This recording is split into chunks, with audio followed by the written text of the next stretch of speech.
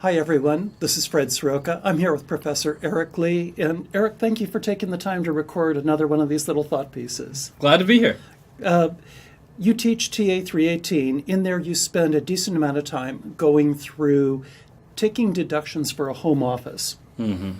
Now, common sense says, boy, almost everybody could have a business in their home. Congress has spent a lot of time trying to limit the deductions. Could you briefly walk us through how you view the limit, how you teach it, and how you've seen it applied in practice? Yeah, it's really interesting because your principal residence, your home, where you sleep, where you entertain guests, is personal, and you wouldn't get to take deductions on your personal residence in general. But the theory is you use a part of your own dwelling for business purposes. So they allow you to take a home office deduction as long as you meet a couple of set tests. Got it. And these are all in 280A, right? The capital? Cap A, specifically Part C, and specifically in relation to the home use of a business, they want you to pass 3 tests. The first of which is the section of the home or specific room has to be used exclusively for business. You know, an old faculty member once told me, that means when the kids walk into the room, you got to smack them and make them leave, because there can be no personal use of that segment of the home. Now, I think there's actually a ruling that says it doesn't have to be a separate room, right? Right. So you could have a studio apartment, but have a corner that you use for business? Exactly, a little desk corner, and that's fine. So in addition to exclusive use, it's got to be regularly used for business purposes, that little section of the home or that room.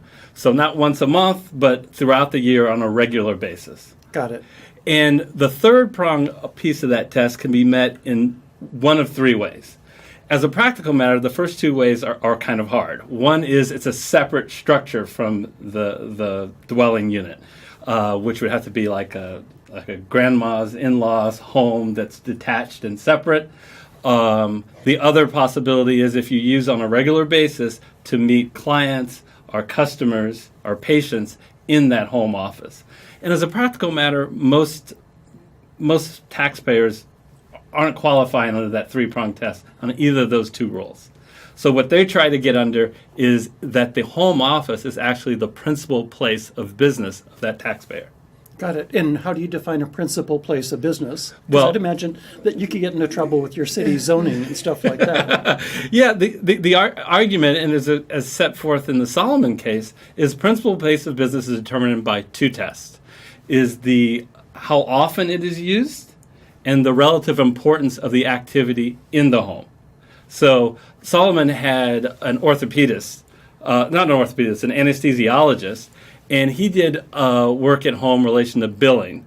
And the question was, what was more important, his work at home in billing customers, or how well he knocked out patients in the operating room?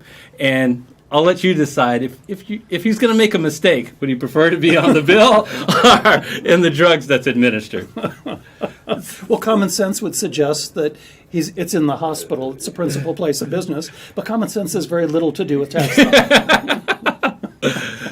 So a lot of taxpayers, Congress recognized that because a lot of taxpayers wouldn't meet that test in principal place of business to the extent that they use it for billing or administrative activities, they wrote a specific section in the Internal Revenue Code that says if you use, you still have the exclusively used regular basis, but you can meet the principal place of business if you use it for administrative purposes, and there's no other fixed location in which you use for administrative purposes.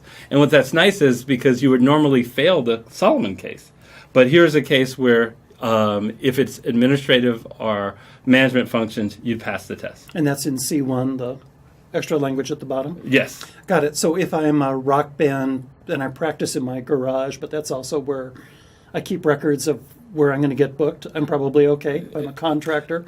And again, I got all my tools, but that's where I do my billing. That's right. I might be okay. That's right. And a surgeon or someone else who's doing work at a hospital at another facility, but not their facility. Right, right. Now, I want to add a big caveat because anyone watching or any of our students may immediately jump and start, okay, I'm going to start filing getting a home office deduction on my tax return.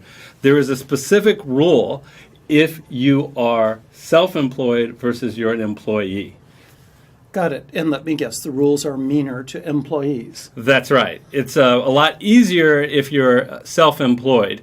They put another specific language in the Internal Revenue Code, which is if you're an employee, even if you've met all the tests that I have outlined so far, you will not get a home office deduction unless you use your home office for the convenience of the employer, not your convenience, for the convenience of the employer. Got it. And so I'm an employee of Golden Gate, and my personality annoys pretty much everybody else in the School of Tax. This is a hypothetical? Let's go with this one as a case study. So would I meet the test if I have an office at home and really the university runs better if I spend my time there? That would be a hard argument to make. Okay. But you, again, along with, I'd say, 90 to 95% of employed individuals who work at home for their own convenience. They love the commute. They're not working at home because the employer has a reason for it. Got it. But if the employer says, I'm going to close the office and have people work from home, then you're okay under the employee test. Yeah, it could be other reasons as well. That maybe you work in a key place where that employer wants you to get out into the business world and meet clients. And from a location perspective, it's a strategic case for you to be working at home. That would be another excellent reason. You know, at my old firm, we pretty much took away the offices from everybody manager on down below. And the reason was to get them out to clients a little bit more. Did many people actually work at home more because of that? Oh, we know that they spent more time at home. Whether they worked at home would be a question I don't think I could answer fully. Wonderful. Okay, so if we do all that, we qualify for a home office deduction, right? Yes. What do we get to deduct? Yeah. So the theory is that home is got a dual purpose. So part of your house is still being used for personal purposes, but you have this one exclusive area, whether it be a room or a section, which is business related. So you have to determine the allocable expenses between the two. Okay, and let's just assume that I got a 2,000 square foot home, and I use 200 square foot for my business to make the math easy. I appreciate that you made the math easier. I think that came out to 10%. Exactly. So 10% of those costs, applicable costs, you can deduct as a home office deduction. And where do you deduct that? Depends on if you're an employee or self-employed. If you're self-employed, you're probably completing something called a Schedule C if it's a sole proprietorship. And that deduction gets deducted above the line against your Schedule C income. But if you're an employee, it'll be an unreimbursed employee expense as a miscellaneous itemized deduction. Got it, which probably doesn't save you too much tax, right? Well, it all counts, but it's not as valuable as an above-the-line deduction. Got it. And let's say that it's hard for me to track down all of my repairs expense and calculate depreciation and stuff. Is there any way I can kind of guesstimate what the costs ought to be? Yeah. So first of all, there's a simplified method. If you just don't want to go through all that hassle, and that simplified method basically has you calculating the amount of square foot that your home office is, multiply that number by $5, and that was your home office deduction, as simple as that. However, that is capped to 300 square feet or $1,500. Got it. And that's each year I can deduct that much without having to keep receipts and apportion and stuff like that. That's right.